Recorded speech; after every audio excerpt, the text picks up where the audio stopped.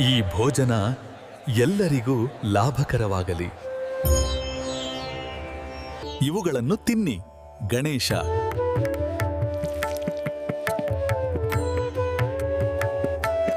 ಮೋದಕ ನನ್ನ ಜೀವದ ಸ್ವಾಧೀನ.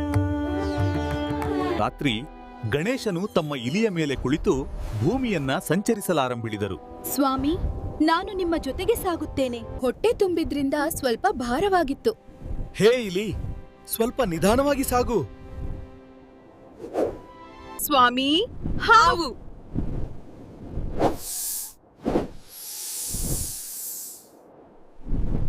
ಅಯ್ಯೋ, ನೆಲಕ್ಕೆ ಬಿದ್ದೆ. ನೆಲಕ್ಕೆ ಬಿದ್ದೆ. ಹೋಳಿಗೆ ಲಡ್ಡುಗಳು ಚದುರಿ ಬಿಟ್ಟವು. ನನಗೆ ಹಸಿವಿನ ಬುದ್ಧಿ. ಲಡ್ಡುಗಳ ಅಟ್ಟ ಕೊಬ್ಬಿನ ದೇವರು. ಚಂದ್ರನ ನಗು ಗಣೇಶನ ಹೃದಯಕ್ಕೆ ತಟ್ಟಿತು. ಹಾಸ್ಯಕ್ಕೆ ಮಿತಿ ಬೇಕು. ಅಹಂಕಾರ ನಿನಗೆ ಒಳ್ಳೆಯದು ಅಲ್ಲ.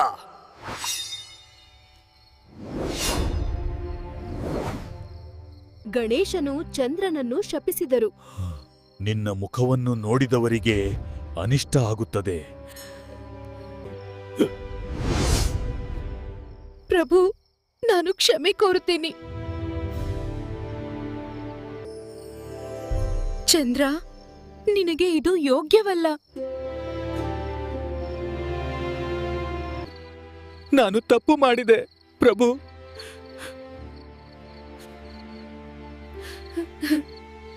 ಶಾಪ ಸಂಪೂರ್ಣ ಅಲ್ಲ, ನಿಯಮದೊಂದಿಗೆ ಮಾತ್ರ.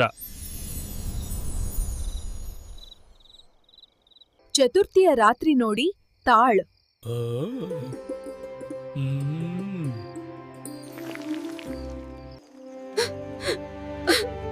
ಇದು ನಮಗೆ ಪಾಠವೇನೋ ಕಲಿಸುತ್ತದೆ. ಚಂದ್ರ ದರ್ಶನಕ್ಕೆ ಸಮಯ ತಪ್ಪಿಸೋಣ.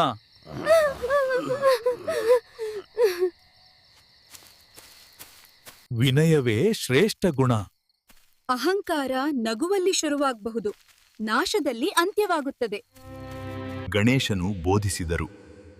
ವಿನಯವೇ ನಿಜವಾದ ಅಲಂಕಾರ, ಬುದ್ಧಿಯೇ ದೊಡ್ಡ ಶಕ್ತಿ. ಗಣೇಶನನ್ನು ಭಜಿಸಿ ಶಾಪ ತಪ್ಪಿಸಿಕೊಳ್ಳಿ. ನಮೋ ಗಣಪತಯೇ. ಈ ಕಥೆಯಿಂದ ನಮಗೆ ಪಾಠ: ಅಹಂಕಾರವು ಅನಿಷ್ಟ ತಂದರೆ ವಿನಯವು ಆಶೀರ್ವಾದ ತರಬಹುದು. ಗಣೇಶನ ಕರುಣೆ, ಶಕ್ತಿ ಮತ್ತು ಬುದ್ಧಿಯು ಎಲ್ಲರ ಜೀವನವನ್ನ ಬೆಳಗಿಸುತ್ತದೆ. ಗಣೇಶನ ಆಶೀರ್ವಾದ ಎಲ್ಲರೊಡನೆ ಇರಲಿ.